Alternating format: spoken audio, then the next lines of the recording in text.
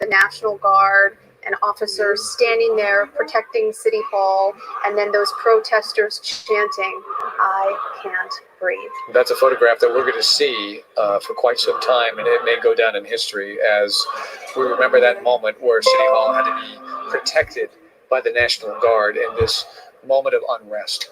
So that is Rob McMillan reporting live from City Hall, downtown LA, and we're happy to report, though, that we haven't seen any unrest in downtown LA today, which is very good news. On the right-hand side, Chris Christie has been watching the situation in Long Beach. We don't know if this is something in particular that's going on, but let's check in with him. Chris?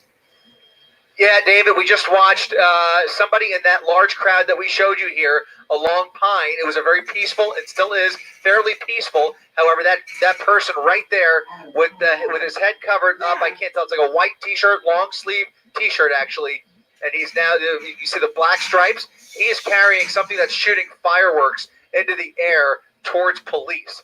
And that was enough to agitate police here, and we've seen a number of protesters approach him to get him to stop, because other than, you see, they're starting to scatter. Let's go ahead and widen out and show more fireworks. There he goes. They shoot more fireworks in there. We've got to go to a press conference. There's a fight. Oh, we've got a fight. We've got a fight. Terry O'Day. That spelling is TERRYO''DAY. Terry.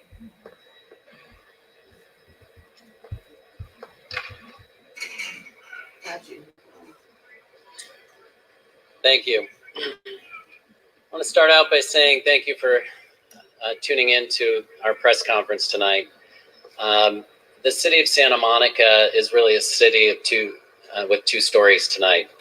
On the one hand, we are a city that stands up against intolerance and hate, that has a resident and business community that has long stood against intolerance and hate and has been deeply hurt by what we have seen in Minneapolis. We understand the emotions that we are all experiencing throughout our community, and we want to send a message of unity and love throughout our community.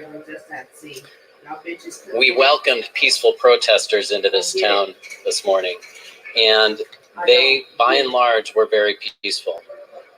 The second story that's happening in the city is a story of looting and crime, and that is a story that is now going to end. We understand that this peaceful protest was not part of the looting that has been occurring. The protest is now over. Our curfew is in place, and it is time for everyone to go home and to stay home. If you are watching this broadcast and you know someone who is on the streets in this county, in this city, you need to reach them and tell them to get home, because we are now getting to a point where we need to provide safety throughout this community, and we are doing that. We are committed to providing timely information to you throughout this evening. If you have any emergency that you need addressed that is a threat to your personal health or safety, you may use 911. Please refrain from using 911 for any other reasons. What is happening on the streets now is not in the hands of the protesters, but it is in the hands of all of us if we go home and stay home. We want you to do that. We want you to send that message to your loved ones. We want you to take this seriously.